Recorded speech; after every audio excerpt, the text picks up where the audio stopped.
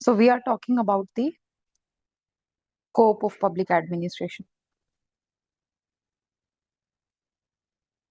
और जब मैं एक्सप्लेन कर रही हूँ प्लीज पेन एंड पेपर लेकर के बैठिए। आपको कोई इशू आता है, कुछ भी है, जस्ट लेट मी नो।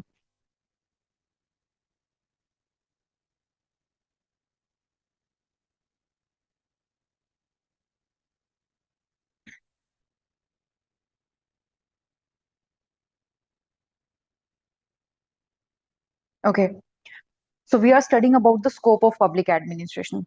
पहले मीनिंग समझते हैं स्कोप का। स्कोप का मतलब क्या है? स्कोप का बेसिक मतलब होता है area of operation. Area of operation means boundary या फिर जुरिस्डिक्शन। एरिया ऑफ ऑपरेशन, भाई कौन कौन से एरिया में पब्लिक एडमिनिस्ट्रेशन अप्लाई होगा, एक कौन सी एक्टिविटीज को देख करके हम ये कहेंगे कि यहाँ पर क्या है, पब्लिक एडमिनिस्ट्रेशन कंप्लीट हो रहा है।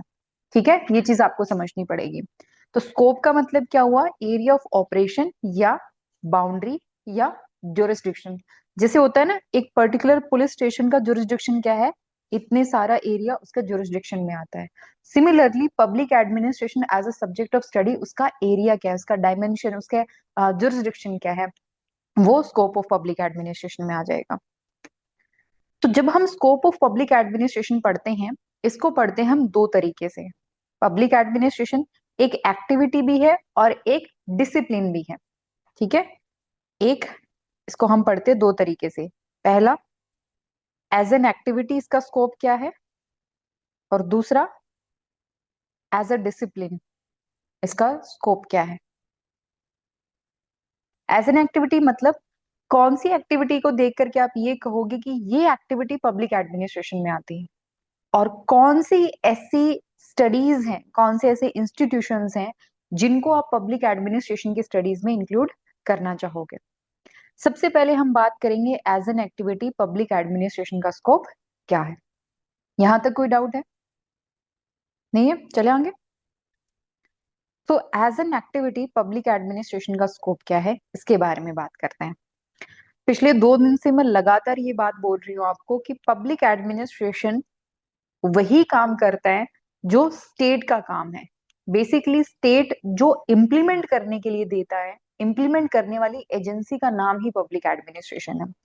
यानी कि जो रोल है पब्लिक एडमिनिस्ट्रेशन का, या जो स्कोप है पब्लिक एडमिनिस्ट्रेशन का, वो किसके कॉरेस्पॉन्ड्स है, किसके कॉरेस्पॉन्डिंग है? स्टेट एक्टिविटीज के। अब स्टेट अलग अलग हो सकता है, जैसे इंडिया है, जैसे हमारी नेबरिंग कंट्री में आप म्यांमार का एग्जांपल ले सकते हैं, वहां पे क्या है, मिलिट्री रूल है। आप चाइना का एग्जांपल ले सकते हैं, आप यूएसए का एग्जांपल ले सकते हैं, आप कोई भी अफ्रीकन कंट्री का, जैसे युगांडा का एग्जांपल ले सकते हैं, माली का ले सकते हैं, आप केन्या का एग्जांपल ले सकते हैं। अब यहाँ पे क्या है, स्टेट डिफरेंट नेचर का है। कहीं पर बहुत ज्यादा कंट्रोलिंग स्टेट है, मतलब हर एक्टिविटी को कंट्रोल कर रहा है। कहीं पर बहुत लिबरल स्टेट है, लाइक यूएसए। कहीं पर क्या है, मिलिट्री रूल है, डेमोक्रेसी है ही नहीं। कहीं पर लार्जेस्ट डेमोक्रेसी रूल कर रही है। तो जैसा स्टेट का नेचर होगा, वैसा ही पब्लिक एडमिनिस्ट्रेशन का रोल तय होगा। ठीक है। अब अगर हम इंडिया के कॉन्टेक्स्ट में बात करें, तो स्टेट मेनली 4 तरीके की एक्टिविटीज परफॉर्म करता है। कौन कौन सी? और वही एक्टिविटीज एक्चुअल में एडमिनिस्ट्रेशन के काम आती है, वही एक्टिविटीज एडमिनिस्ट्रेशन भी परफॉर्म करता है। सबसे पहला, पब्लिक सर्विसेज प्रोवाइड कराना। ठीक है, या रेगुलेटिंग दी पब्लिक सर्विसेज, या आप ये भी बोल सकते हो regulating the matters related to public, regulating the public affairs, public matters, public services. Regulate करना, चाहे वो लॉ एंड ऑर्डर से संबंधित हो, चाहे वो और किसी चीज से संबंधित हो, वो सब चीजें किस में आ जाएंगी, स्टेट की एक्टिविटीज में आएंगी, या पब्लिक एडमिनिस्ट्रेशन की एक्टिविटीज में आ जाएंगी। अगर वेलफेयर स्टेट है, तो इंश्योर करना, क्या, सोशल सिक्योरिटी या वेलफेयर इंश्योर करना, ये भी क्या आता है, स्टेट की एक्टिविटीज में आता है और यही पब्लिक एडमिनिस्ट्रेशन की एक्टिविटीज में भी आएगा। तो दो चीजें हमें समझ में आई क्या, regulating the public affairs and social security या वेलफेयर। तीसरा आ जाएगा प्रोवाइडिंग या प्रोविजंस ऑफ पब्लिक सर्विसेज। एक तो होता है रेगुलेट करना और एक होता है खुद प्रोवाइड कराना। जो भी जरूरी पब्लिक सर्विसेज हैं वो इंश्योर करना, ये किस में आता है, आपका पब्लिक एडमिनिस्ट्रेशन या स्टेट के दायरे में आता है। और इसके अलावा जितने भी आपकी इमरजेंसी सिचुएशंस होती हैं, डिजास्टर सिचुएशन होती हैं, वो सारे भी किस में आ जाती हैं, आपके स्टेट के एरिया में आती हैं, स्टेट के जुरिस्डिक्शन में आती हैं। दैट मीन्स वो भी पब्लिक एडमिनिस्ट्रेशन का दायरा है। यानी कि किसी भी सेंस में अगर इमरजेंसी अगर है तो उसमें जो भी एक्टिविटीज हो रही हैं, जैसे कोविड के टाइम पे हमने देखा था, चाहे कैसा भी स्टेट क्यों ना रहा हो, लेकिन जब इमरजेंसी होती है तो स्टेट ज्यादा पावरफुल हो जाता है। और उस टाइम पे स्टेट की एक्टिविटीज कौन परफॉर्म कर रहा होता है, पब्लिक एडमिनिस्ट्रेशन परफॉर्म कर रहा होता है। ये तो इसके मेन काम है। बट इसके अलावा जो आपकी पीएसयूज हैं उनको मैनेज करना और प्राइवेट सेक्टर को मैनेज करना, साथ ही साथ सिविल सोसाइटी को मैनेज करना, ये भी किस में आता है, आपके पब्लिक एडमिनिस्ट्रेशन के स्कोप में आता है। ये तो हुआ एज एन एक्टिविटी। यहां तक कोई डाउट? मैम ये पीएसयू पब्लिक सर्विस अंडरटेकिंग। हाँ जी। जो पब्लिक सर्विसेज हैं, एक तो ये है कि जैसे मान लीजिए वीट की बहुत कमी हो गई है, गेहूं की बहुत कमी हो गई है, उसको प्रोवाइड कराना गवर्नमेंट का काम है। लेकिन मान लो गवर्नमेंट खुद ही प्रोडक्शन करना स्टार्ट कर दे पीएसयूज बना करके, तो ये है तो वैसे गवर्नमेंट का ही फंक्शन है।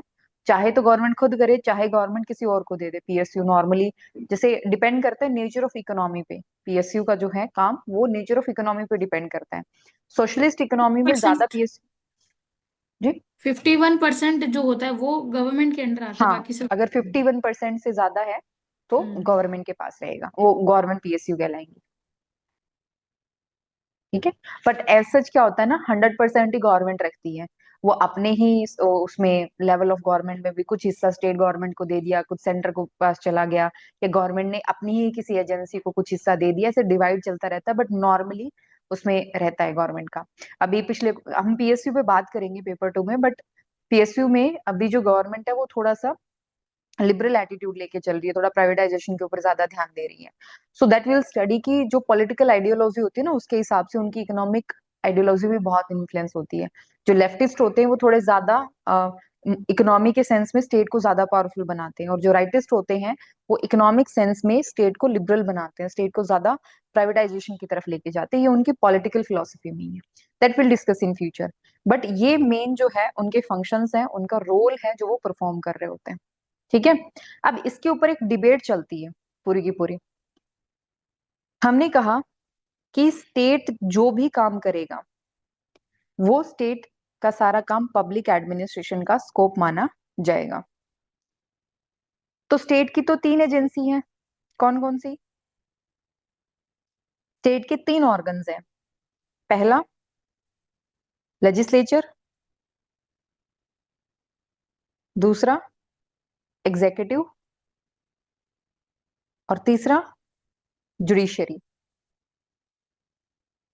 अब डिबेट ये आती है कि आप पब्लिक एडमिनिस्ट्रेशन के स्कोप में किस ऑर्गन को लेके चल रहे हो। आप तो कह रहे हो स्टेट जो कर रहा है वो पब्लिक एडमिनिस्ट्रेशन का स्कोप है। अब स्टेट के 3 ऑर्गन्स हैं, तो दैट मीन्स जुडिशरी जो कर रही है, लेजिस्लेचर जो कर रही है, वो भी पब्लिक एडमिनिस्ट्रेशन के दायरे में आता है या नहीं। इसको लेकर के स्कॉलर्स दो ग्रुप बनते हैं। कुछ लोग कहते हैं कि नहीं, सिर्फ और सिर्फ एग्जीक्यूटिव वाला हिस्सा ही एडमिनिस्ट्रेशन में आता है। और कुछ स्कॉलर कहते हैं कि नहीं, तीनों ही जो है वो इसके अंदर आ जाएंगे, इस दायरे के अंदर आ जाएंगे, इस डायमेंशन में आ जाएंगे, पब्लिक एडमिनिस्ट्रेशन में आ जाएंगे। यहां से हमारे पास दो व्यू पॉइंट निकल करके आते हैं इस पूरी डिबेट से, जिसको हम कहते हैं traditional view point, traditional view point, और एक को हम कहते हैं मॉडर्न व्यू पॉइंट। ट्रेडिशनल में क्या माना गया है, सिर्फ और सिर्फ एग्जीक्यूटिव से रिलेटेड जो एक्टिविटीज हैं वो पब्लिक एडमिनिस्ट्रेशन का स्कोप है। और मॉडर्न व्यू में माना गया एग्जीक्यूटिव, लेजिस्लेचर और जुडिशरी की सारी एक्टिविटीज को पब्लिक एडमिनिस्ट्रेशन का दायरा मान लिया गया। मैम ये जैसे वाइडर और नैरो भी हो गया ना। हाँ, इसी को मैं आगे एक्सप्लेन करूंगी। ये जो ट्रेडिशनल व्यू है ये आपका नैरोअर व्यू है, और जो आपका मॉडर्न व्यू है ये आपका वाइडर व्यू है, जो हमने डेफिनेशन में भी पढ़ा था। मैंने कहा था ना, डेफिनेशन पे ध्यान देना। कई स्कॉलर ऐसे होंगे जो कहेंगे कि नहीं, सिर्फ एग्जीक्यूटिव से रिलेटेड एक्टिविटीज ही इसका हिस्सा है, और कई स्कॉलर ऐसे होंगे जो कहेंगे नहीं, तीनों जो ऑर्गन्स है उन तीनों का हिस्सा क्या है, पॉलिसी इंप्लीमेंटेशन, पॉलिसी फॉर्मुलेशन, ये सारा का सारा पब्लिक एडमिनिस्ट्रेशन के दायरे में आता है। यहाँ तक कोई डाउट? बाकी भी बता दो भाई, रोमा, शिव सर, अच्छा Maninder. No ma'am. Madam, good evening. Good evening. मैं ना ये एक चीज पूछ रहा था, जो लॉ एंड ऑर्डर है इसको हम मेन एक्टिविटी नहीं करते हैं गवर्नमेंट की कंसिडर, या इसको पब्लिक अफेयर में ही कंसिडर करते नहीं हैं हम? नहीं, ये इसमें आ गया, रेगुलेटिंग द पब्लिक अफेयर्स। हाँ, मतलब वही उसी में ही हाँ करते हाँ, हैं। उसी में आ गया। ठीक है। तो ये जो डिबेट थी कि कौन से ऑर्गन की एक्टिविटीज को पब्लिक एडमिनिस्ट्रेशन में रखा जाएगा, तो ध्यान रखना कि जो शुरुआती थॉट था, शुरुआती जो विचार था, इनिशियल थॉट, उसमें कहा गया कि एडमिनिस्ट्रेशन एक अलग एंटिटी है, एडमिनिस्ट्रेशन की अलग आइडेंटिटी या अलग एंटिटी के तौर पे एक आइडेंटिटी बनाने के लिए एडमिनिस्ट्रेशन को अलग दिखाया गया। एडमिनिस्ट्रेशन को बाकियों के साथ नहीं जोड़ा गया, वरना वो अपनी आइडेंटिटी कैसे स्टैब्लिश करते। ये तो सेकेंड वर्ल्ड वॉर के बाद में जो व्यू पॉइंट आया है ना, सेकेंड वर्ल्ड वॉर के बाद में स्कॉलर्स ने कहा कि नहीं भाई, आप अगर ये लेके चलोगे ना, डाइकॉटमी की बात करोगे, आप कहोगे कि पब्लिक एडमिनिस्ट्रेशन तो अलग है, तो कहीं ना कहीं आप रियलिटी को थ्योरी से अलग कर रहे हो। क्या जुडिशियरी पब्लिक एडमिनिस्ट्रेशन के काम को इन्फ्लुएंस नहीं करती? बिल्कुल करती है। क्या एडमिनिस्ट्रेशन जुडिशियरी का काम नहीं करता है? बिल्कुल करता है। आपका ट्राइब्यूनल सिस्टम और क्या है? ट्राइब्यूनल सिस्टम में अल्टीमेटली है तो एडमिनिस्ट्रेटिव अथॉरिटी ही ना। काम क्या कर रही है वो एडमिनिस्ट्रेटिव अथॉरिटी? काम जुडिशियरी का कर रही है। आपका एनजीटी का एग्जांपल ले लो, नेशनल ग्रीन ट्राइब्यूनल, आप जितने भी आपका इनकम टैक्स का अम, आप एग्जाम इनकम टैक्स ट्राइब्यूनल का आप एग्जांपल ले लो, सेंट्रल एडमिनिस्ट्रेटिव ट्राइब्यूनल है। ये रिवर बोर्ड्स और रिवर रिजोल्यूशन के लिए जितने बोर्ड्स बनाए जाते हैं, अल्टीमेटली एडमिनिस्ट्रेटिव बॉडीज हैं। काम क्या कर रही होती है? काम कर रही होती है ये आपका जुडिशरी का। तो फिर आप ये कैसे कह सकते हो कि नहीं, सिर्फ एग्जीक्यूटिव वाला ऑर्गन ही पब्लिक एडमिनिस्ट्रेशन में आता है? ये कहा गया कि नहीं, सिविल सर्वेंट्स ऐसे फंक्शंस भी परफॉर्म करते हैं जो लेजिस्लेचर का हिस्सा भी बनते हैं और जो जुडिशरी का पार्ट भी बनते हैं। लेजिस्लेचर में क्या आपका पॉलिसी फॉर्मुलेशन में कोई रोल नहीं है? क्या आपका डिस्प्यूट रेजोल्यूशन में कोई रोल नहीं है? बिल्कुल है। तो ये एक ऐसा टाइम पीरियड था जिसमें जो ट्रेडिशनल थॉट था उसको चैलेंज किया गया और नया थॉट लाया गया, और वो नया थॉट क्या था कि एग्जीक्यूटिव, लेजिस्लेचर और जुडिशरी, इन तीनों की एक्टिविटीज पब्लिक एडमिनिस्ट्रेशन के स्कोप में इंक्लूड होती है। Will that work? ठीक है। इसको ऐसे एक छोटा सा, मैडम, मतलब एक टेबल लाइक फॉर्मेट में आप लेके चलो, जिसमें आप बता दो कि जैसे ट्रेडिशनल व्यू पॉइंट है, ट्रेडिशनल व्यू पॉइंट में क्या माना गया है? सिर्फ एग्जीक्यूटिव ऑर्गन इंक्लूड किया गया है। एग्जीक्यूटिव ऑर्गन मतलब सिर्फ और सिर्फ इम्प्लीमेंटेशन ही पब्लिक एडमिनिस्ट्रेशन का काम माना गया है। ठीक है। और इसी को ही क्या बोला गया है? नैरोअर व्यू बोला गया है। दूसरा आप लिख लो, मॉडर्न व्यू पॉइंट। और मॉडर्न व्यू पॉइंट में क्या आ जाएगा आपका? Executive, legislature, judiciary, implementation plus policy formulation, और ये क्या कहलाएगा? आपका वाइडर पर्सपेक्टिव कहलाएगा। ठीक है। बस ये आपका पूरा क्रक्स आ जाता है एज एन एक्टिविटी।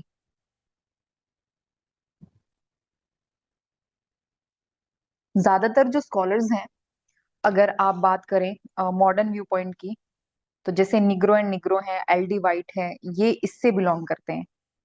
लेकिन वही अगर आप देखें, साइमन की बात करें, अब बात करें पर्सी मैक्सवेल फेल। की, फेयोल की बात करें, ठीक है, अब बात करें गुलिक की, अब बात करें इसके स्मिथ बर्गन थॉमसन की, ये सारे के सारे ट्रेडिशनल व्यू पॉइंट से आते हैं।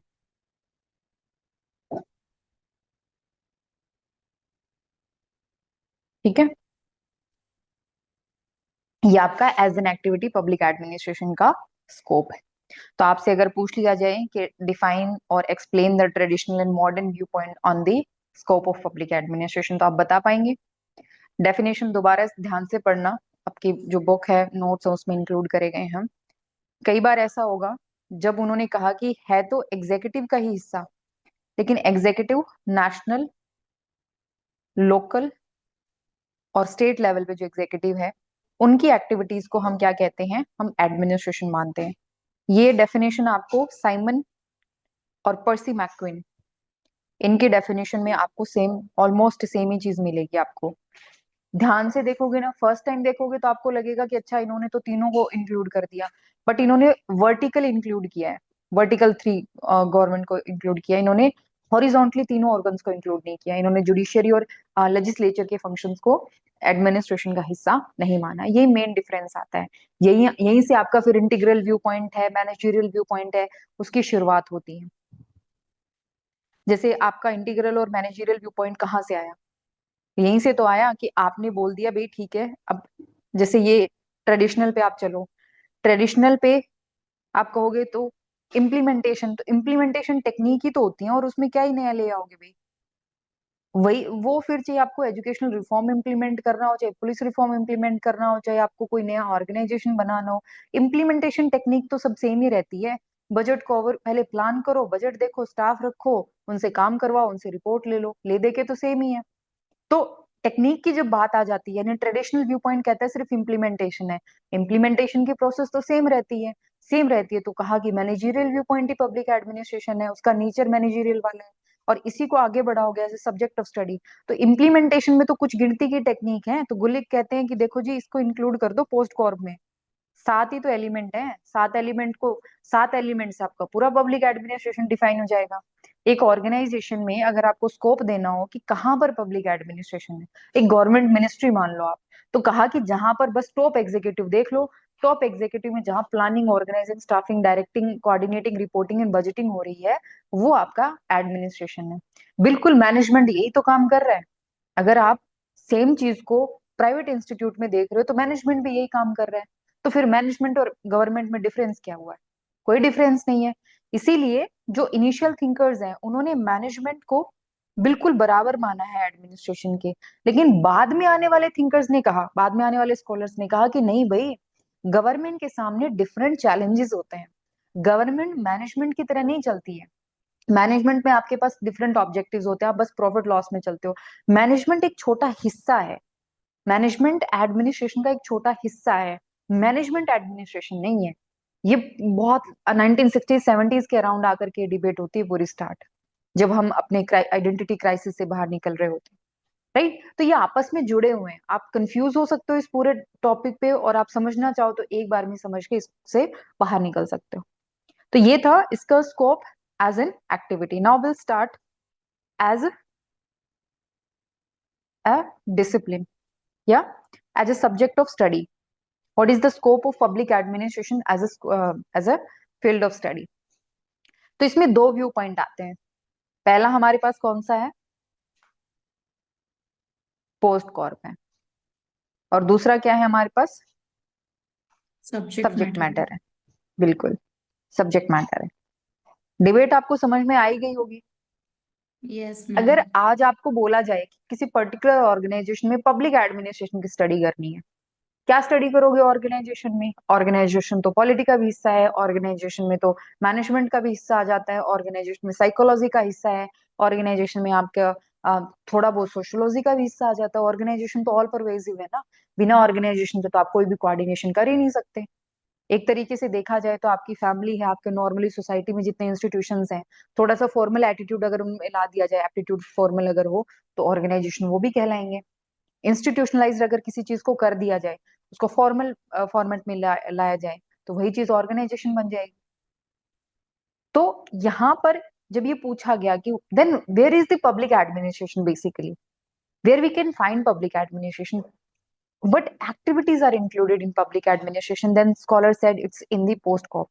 Who said? Mainly Luther Gulick. इससे पहले और किसने क्या कहा था? हेनरी फयोल ने डिफाइन करा था पब्लिक एडमिनिस्ट्रेशन की एक्टिविटीज को, एरिया ऑफ ऑपरेशन को, बाउंड्री को, किसमें? Planning, organizing, controlling, coordinating and, और कौन 6 सा है? टेक्निक्स भी दी थी। Control, coordination. और एक कौन सा है?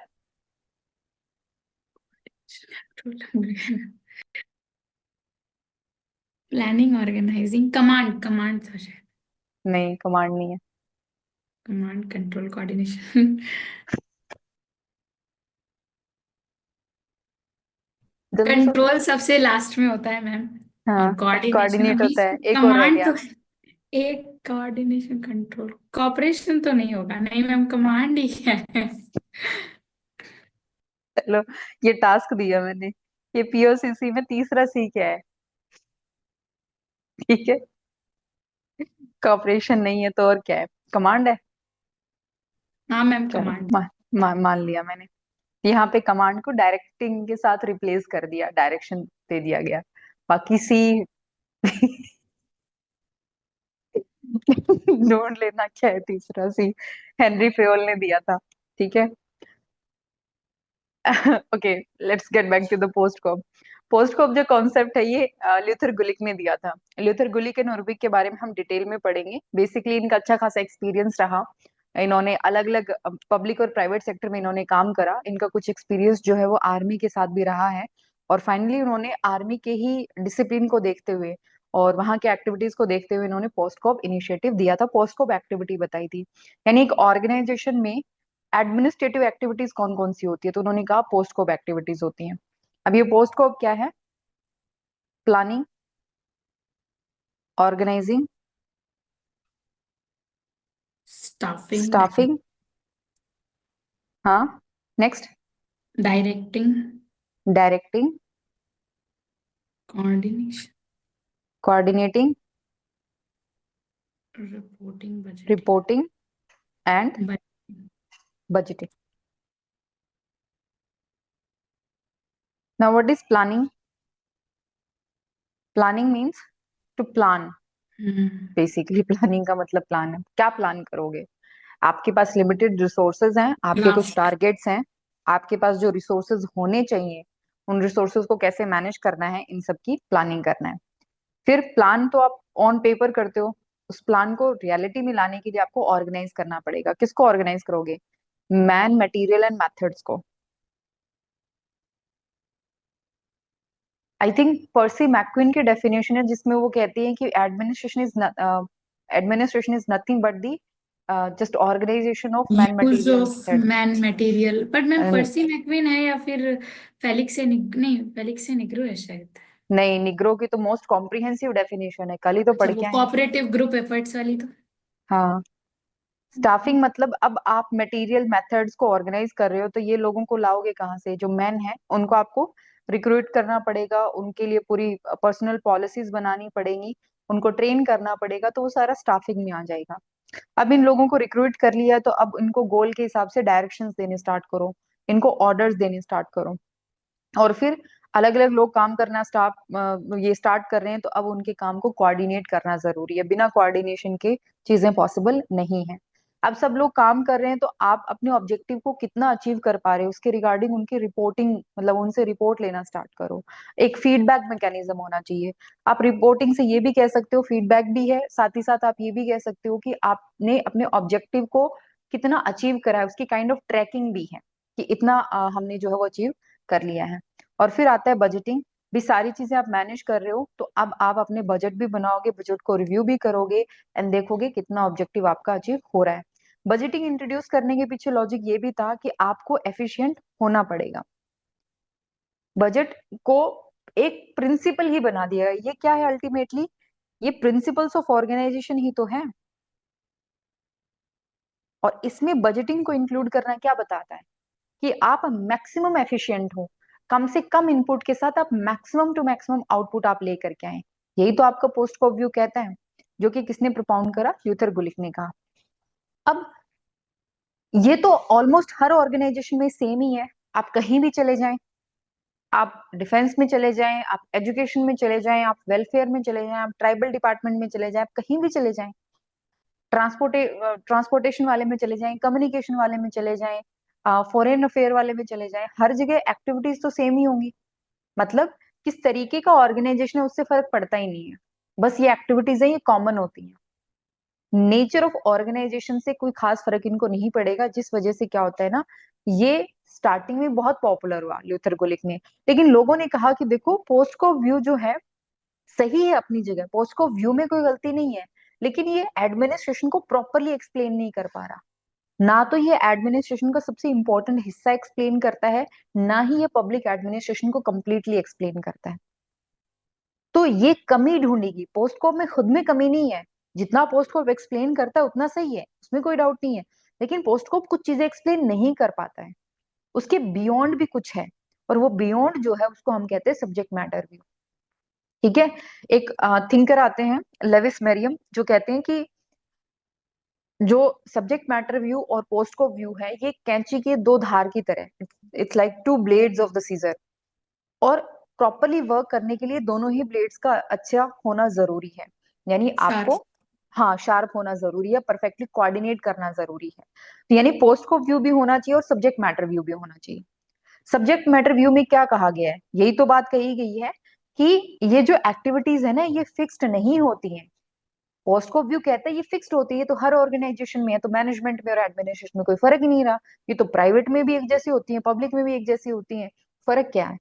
फर्क सब्जेक्ट मैटर व्यू लेकर के आता है। वो कहते हैं कि नहीं, आप किस टाइप का काम कर रहे हो उससे आपकी एडमिनिस्ट्रेटिव एक्टिविटीज चेंज होंगी। अगर आप वहां पे जैसे सबसे ज्यादा आप लॉ एंड ऑर्डर को मान लीजिए, normally law and order public का काम है, वहां पब्लिक एडमिनिस्ट्रेशन का काम है, वहां पे जिस टाइप की एक्टिविटीज होती हैं, आप कभी भी वो चीज जो है प्राइवेट सेक्टर में नहीं ला सकते। या जिस प्रकार का डिसिप्लिन आप डिफेंस में देखते हो, सेम टाइप ऑफ डिसिप्लिन आपको किसी ऐसे डिपार्टमेंट में नहीं देखने को मिलेगा जो किसी बेसिकली जैसे वुमेन एंड चाइल्ड से रिलेटेड है, कोई ट्राइबल अफेयर से रिलेटेड है। उन डिपार्टमेंट में उतना डिसिप्लिन आपको कभी नजर नहीं आएगा। जिन प्रिंसिपल्स पे, जिन चीजों पे जो डिफेंस वाला डिपार्टमेंट काम करता है, उन्हीं प्रिंसिपल्स को हम फॉलो नहीं कर सकते भी, सीधी सी बात है। That means organization to organization principles या एक्टिविटीज वेरी करते हैं। ठीक है। That is the crux of subject matter view. यानी सब्जेक्ट मैटर व्यू उस चीज को कॉम्प्लीमेंट करता है, या पोस्ट को व्यू को कॉम्प्लीमेंट करता है। पोस्ट को व्यू की जो कमी थी उसकी पूर्ति कौन करता है? सब्जेक्ट मैटर व्यू करता है। ठीक है। और इनको कंक्लूड करने के लिए, क्या दोनों सही हैं? हाँ जी, दोनों अपनी अपनी जगह सही है, कोई कमी नहीं है। बस subject matter view nature of organization के बारे में बताता है, और पोस्ट को उनकी एक्टिविटीज के बारे में बात करते हैं। ठीक है। ये है आपका They are scope of not public. opposite to each other, they are complementary to each other. Exactly, they are not opposite to each other, they are complementary to each other. ठीक है। इट्स लाइक कि आप organisation को एक यहाँ से देख रहे थे, ये पर्सपेक्टिव आपको समझ में आ गया, तो पोस्ट को अपने ये वाला हिस्सा तो अच्छे से एक्सप्लेन कर दिया। अब सब्जेक्ट मैटर में आप यहाँ से देख रहे हो इस ऑर्गेनाइजेशन को, और ये वाला हिस्सा आपको अच्छे से समझ में आ रहा है। कंप्लीट पिक्चर के लिए आपको दोनों व्यूज को एक साथ लेकर के चलना पड़ेगा, कंप्लीट पिक्चर के लिए। ठीक है। डन। अब एक क्वेश्चन आता है बार बार, आई थिंक बहुत बार पूछा जा चुका है। पहला तो ये कि स्कोप जो है पब्लिक एडमिनिस्ट्रेशन का, इट इज एवर एक्सपेंडिंग। ये आप मुझे सोच के बताएंगे अभी जो हमने डिस्कस किया उस पे, उसके बेसिस पे। The scope of public administration is ever expanding. और दूसरा, ये कहा जाता है that public administration is contextual. इसका मीनिंग इसके कॉन्टेक्स्ट पर डिपेंड करता है। तो आपको जितना भी समझ में आया, अकॉर्डिंगली आप अपने व्यू पॉइंट यहाँ पे रख सकते हैं। Is it ever expanding? पहले इस पे एग्री करते हैं। क्या स्कोप बढ़ रहा है? Yes, ma'am. ओके। कभी ऐसा हुआ है स्कोप घटा हो, कम हुआ हो?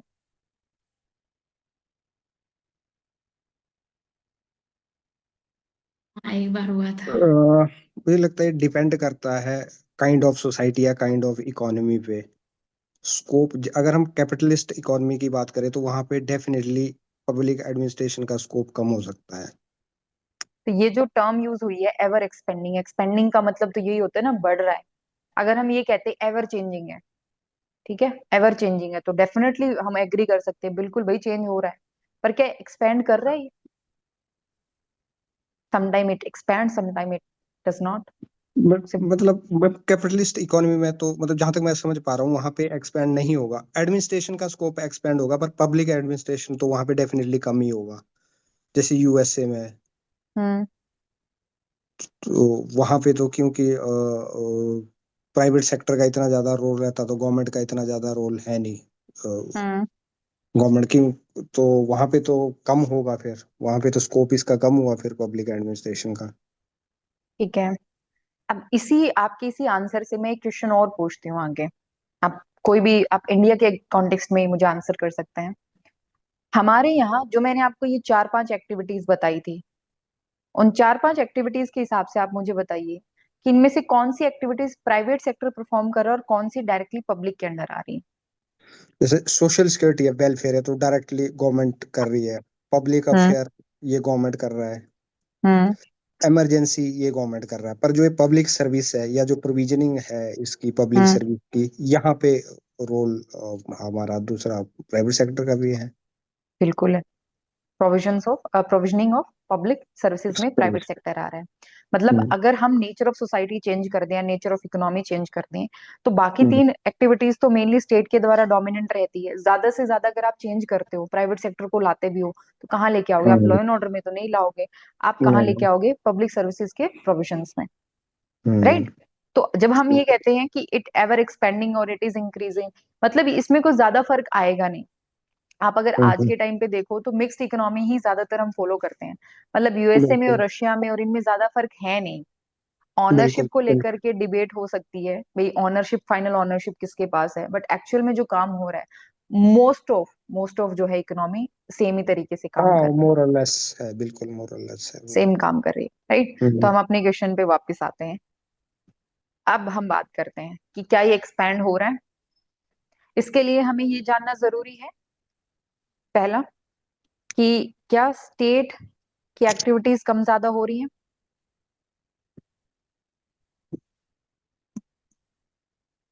मैम स्टेट ज्यादा से ज्यादा टाइम जैसे बढ़ रहा है वो मार्केटाइजेशन और मार्केट ओरिएंटेड होता जा रहा है, तो वो पब्लिक क्या सेक्टर को मार्केट को स्टेट कंट्रोल कर रहा है? मार्केट को स्टेट। क्या बिल्कुल मिक्स मार्केट भी मिक्स स्टेट? बिल्कुल रेगुलेट करता है, स्टेट ही रेगुलेट कर रहा है मार्केट को विद नहीं, डिफरेंट मैम ने ऑर्गन। पूछा मार्केट कर रहा है क्या स्टेट को। नहीं नहीं, मैंने कहा क्या स्टेट मार्केट को कर रहे हैं?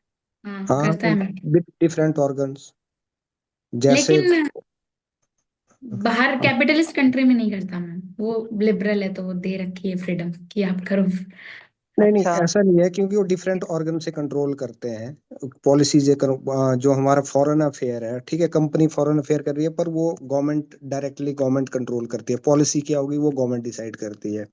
या हो सकता है उसमें से होती हो प्राइवेट की भी, पर वो सरकारें तो कंट्रोल कर ही रही है। आप कैपिटलिस्ट इकोनॉमी में हो, आप मिक्स्ड में हो, आप किसी भी टाइप की हो, या सोशलिस्ट में हो, सोशलिस्ट तो खैर फुल्ली हो गया, पर कैपिटलिस्ट इकोनॉमी में लाइक यूएसए, यूएसए की सारी कंपनी बाहर की तरफ, वो सारा डिपेंड कर रहा है कि यूएस गवर्नमेंट क्या डिसाइड कर रही है, उनकी फॉरेन पॉलिसी क्या है, उनकी ट्रेड पॉलिसी क्या है, उसी पे डिपेंड कर रहा है सारा मार्केट उनका। जो उनका फेड रिजर्व है ना, फेडरल रिजर्व, हम्म, उनकी एक अगर वो पॉइंट्स में भी इंटरेस्ट रेट कम ज्यादा करते हैं ना, पूरी हाँ मार्केट डेफिनेट, ऊपर नीचे हो बिल, जाती है।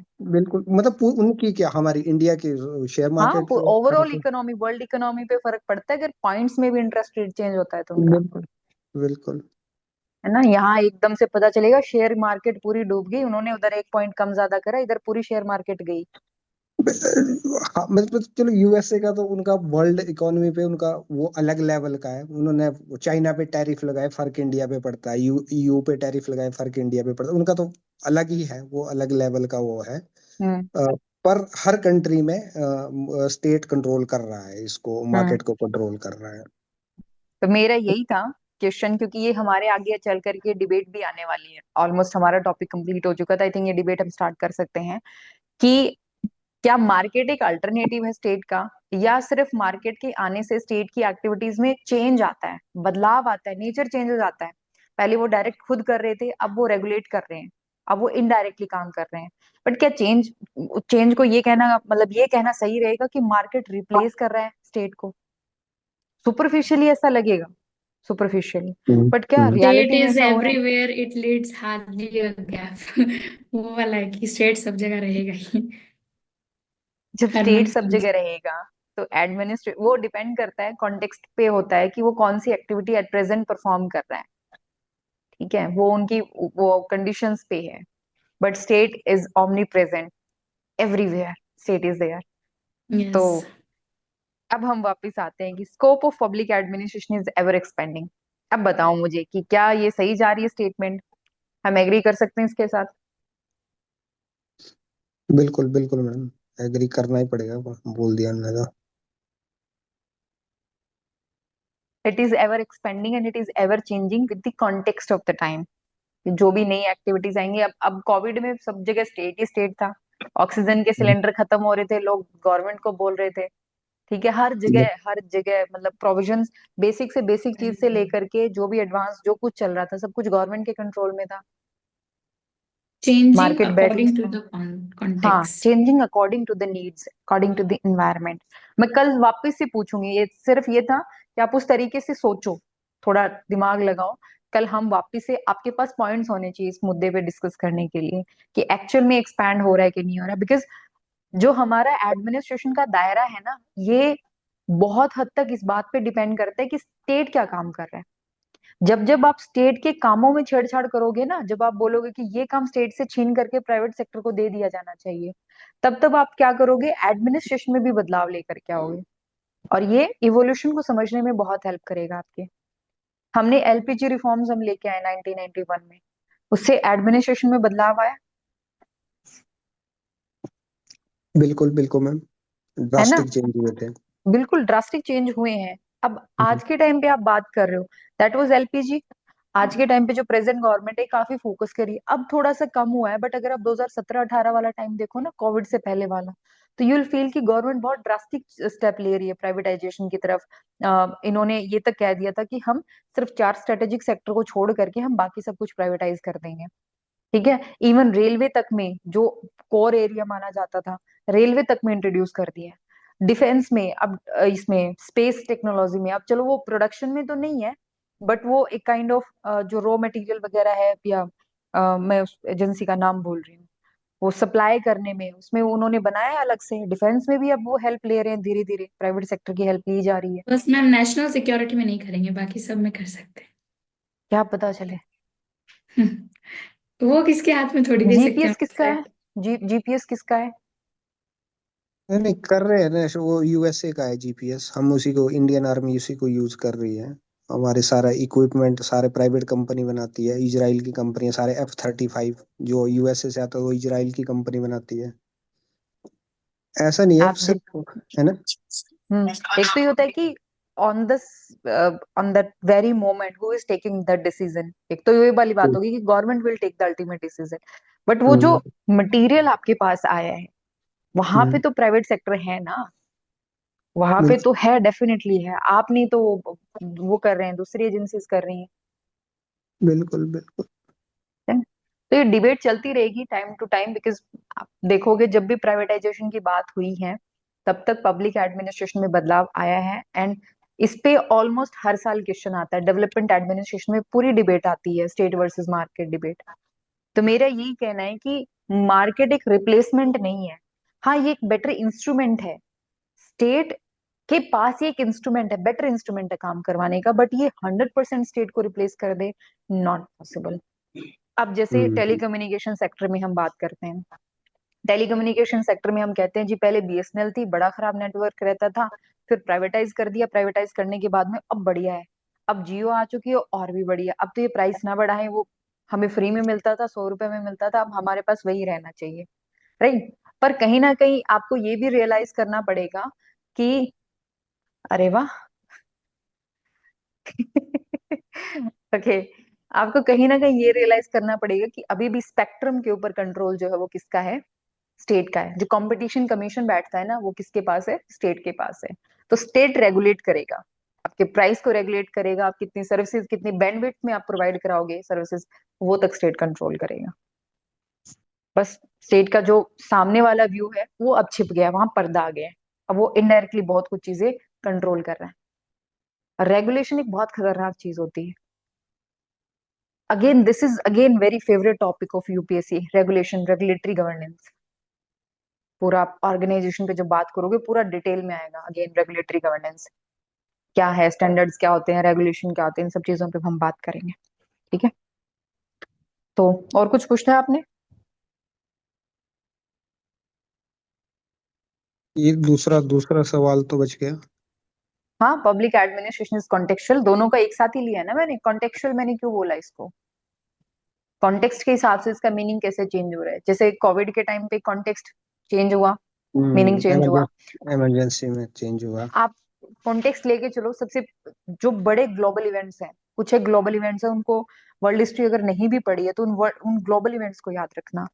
जो सबसे पहला ग्लोबल इवेंट होता है मॉडर्न टाइम में, अगर मैं बोलूँ तो, मतलब मैं इसको हम जो कंटेक्चुअल वो सिंपल ऐसे नहीं लिख सकते हम, इकोनॉमिक कंटेक्स्ट चेंज हो गए, पॉलिटिकल चेंज हो गए, सोशल चेंज हो गए, या इमरजेंसी में 4-5 पॉइंट लिखो और सब में एक एक एग्जांपल देके खत्म। ऐसे भी तो कर सकते हम। पर आपको ये भी तो बताना पड़ेगा कि सब कुछ अगर कॉन्टेक्चुअल है तो इसका मतलब इसका खुद का कोई मीनिंग ही नहीं है, इसकी खुद की कोई आइडेंटिटी नहीं है। कॉन्टेक्स्ट से आपकी आइडेंटिटी आ रही है। हम्म।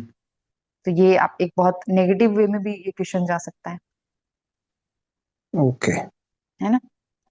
इन पे आई थिंक जब हम इवोल्यूशन का टॉपिक कर लेंगे ना, तब मैं आपको और बेटर वे से समझा पाऊंगी सिग्निफिकेंस, और उसके बाद में इवोल्यूशन पे ही हमारा पूरा चलेगा डिबेट।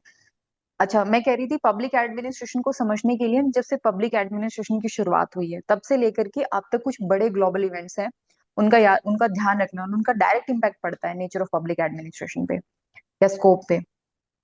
पहला जो होता है वो होता है फर्स्ट वर्ल्ड वॉर।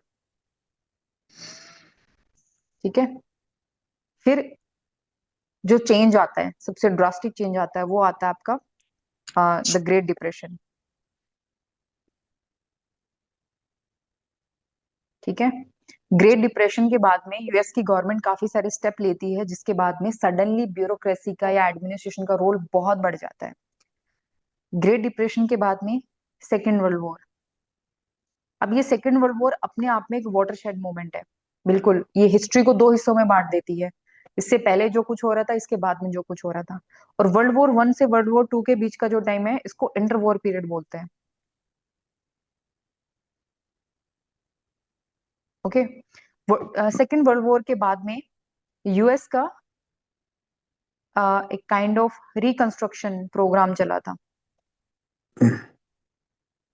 ये यूएस ने काफी एड प्रोवाइड करी थी, फाइनेंशियल हेल्प करी थी।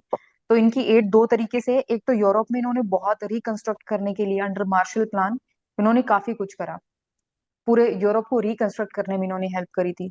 और एक इनकी गई थी जो न्यूली इंडिपेंडेंट कंट्री थी, जो डेवलपिंग कंट्री है, उनको भर भर के ट्रक्स में भर भर के पैसा जा रहा है। इवन पाकिस्तान जैसी कंट्री को भी इन्होंने बहुत स्पॉन्सर करा था। ठीक है, यूएस एड ये मैम आज एट भी द उतने time of cold war. Exactly at the time of cold war. ठीक है, तो यूएस का ये जो पूरा रिकंस्ट्रक्शन या फाइनेंशियल एड वाला प्रोग्राम चला है, फाइनेंशियल एड वाला, इससे भी एडमिनिस्ट्रेशन के पूरे डायमेंशंस चेंज हो रहे हैं। आपका डेवलपमेंट एडमिनिस्ट्रेशन बेस्ड ही इसी पे है, सेकेंड वर्ल्ड वॉर के बाद में जो कुछ हुआ है। ओके, उसके बाद में यूएस का ही इन्वॉल्वमेंट है वियतनाम वॉर में। तो Vietnam war, I think second world war के बाद में, अगर आप पिछले 2-3 सालों का, 3-4 सालों का आप डेटा हटा दें, तो Vietnam war second world war के बाद की सबसे डेंजरस और सबसे ज्यादा फेटल जो है वॉर रही है। अमेरिका ने रूथलेसली लोगों को मतलब काइंड ऑफ एलिमिनेट करना स्टार्ट कर दिया था, एजेंट ऑरेंज जैसे केमिकल का सहारा लेकर के। तो वियतनाम वॉर के बाद में अमेरिका की खुद की जो पॉलिसीज थी, जो एटीट्यूड था, उसमें काफी बदलाव आया। फिर 1970s 80s का जो टाइम है, इसमें आपका जो गल्फ कंट्रीज है, गल्फ कंट्री समझते हैं कौन सी है? मिडिल ईस्ट वाली कंट्रीज जो है। ठीक है, वेस्ट एशिया वाली country, Iran, Iraq, Saudi Arabia, Israel, ये जो कंट्री है, इनके अंदर काफी अप डाउन चलता है। इनके बीच में काफी इनका काइंड ऑफ कन्फ्लिक्ट चलता है, राइट। उस वजह से एडमिनिस्ट्रेशन में काफी इन्फ्लुएंस आता है। फिर आता है 1990s में, एग्जैक्टली 1989 में, disintegration of USSR. Mikhail Gorbachev की वो रिफॉर्म बिल्कुल, पॉलिसी। ग्लासनोस्ट जो पेरिस। डिसइंटीग्रेशन ऑफ यूएसएसआर है, again it's a very significant point, because यहाँ से यूएसए का डोमिनेंस निकल करके आता है और सडनली पूरी पॉलिटिक्स उनके फेवर में चेंज होती है। ओके, देन आपका 2001 का क्या हुआ था 2001 में?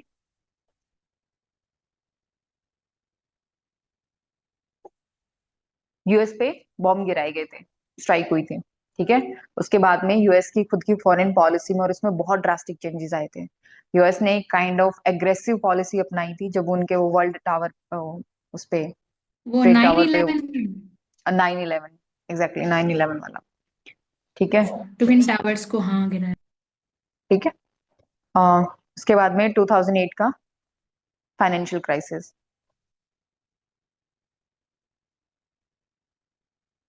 और फाइनली 2020 में कोविड। ये कुछ ड्रास्टिक चेंजेस हैं हिस्ट्री में जिनके बारे में आपको पता होना चाहिए, जिनकी वजह से बार बार एडमिनिस्ट्रेशन पे डायरेक्ट इनडायरेक्ट असर आएगा।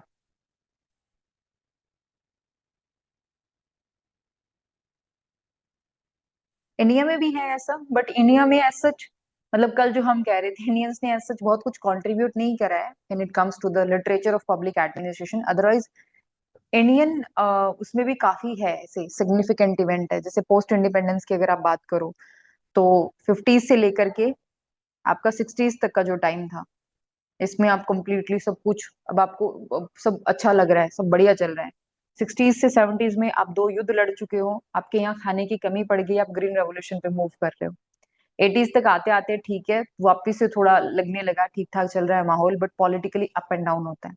80 से 90s के टाइम पे अगेन क्या हो गया, फाइनेंशियल क्राइसिस की सिचुएशन में आप पहुंच गए, पॉलिटिकली 2 बड़े लीडर्स की डेथ हो जाती है। इसीलिए 91 तक आते आते क्या हुआ, हमें आईएमएफ के पास जाना पड़ा हेल्प के लिए। हमारे पास बैलेंस ऑफ पेमेंट क्राइसिस आ चुका था और 91 में हमें हेल्प लेनी पड़ी। आईएमएफ ने हमारी गर्दन मरोड़ी और हमसे कहा कि ये रिफॉर्म लेके आओ, रिफॉर्म लेके आओगे तो हम क्या करेंगे, आपके हेल्प करेंगे। ये जो इंटरनेशनल एजेंसीज जब हेल्प करने के लिए जो कंडीशंस लगाती है ना, ज्यादातर कंट्री में एडमिनिस्ट्रेटिव रिफॉर्म ऐसे कंडीशंस के साथ हुए, एड कंडीशनैलिटीज बोलते हैं इनको। और ऐसा सिर्फ इंडिया के साथ नहीं हुआ, ऐसा ऑलमोस्ट हर कंट्री के साथ हुआ। ये जो हर जगह डेमोक्रेसी और ये सब देखने को मिल रही है ना आपको, एक काइंड ऑफ यूनिफॉर्म पैटर्न उभर करके आया है, ये अमेरिका की एड कंडीशनैलिटी की देन है, बिकॉज इंटरनेशनल इंस्टीट्यूशंस पे अमेरिका का डोमिनेंस है। वो हर एक की बाह मरोड़ता है और कहता है ये चीज करो तो तुम्हारी हेल्प करेंगे, अदरवाइज हम नहीं करने वाले। अब पाकिस्तान के साथ हुआ था ना, कौन सी आई थी, एफएटीएफ आई थी, कौन सी एजेंसी आई थी रिव्यू करने के लिए। इनको वो 29 रिकमेंडेशंस दी थी, इन्होंने बहुत लेट माना, वो ग्रे लिस्ट के अंदर थे। फिर इन्होंने कहा ठीक है हम एक्सेप्ट करते हैं, तब जा करके ये थोड़ा बहुत इनको फाइनेंस मिलना स्टार्ट हुआ है, ठीक है।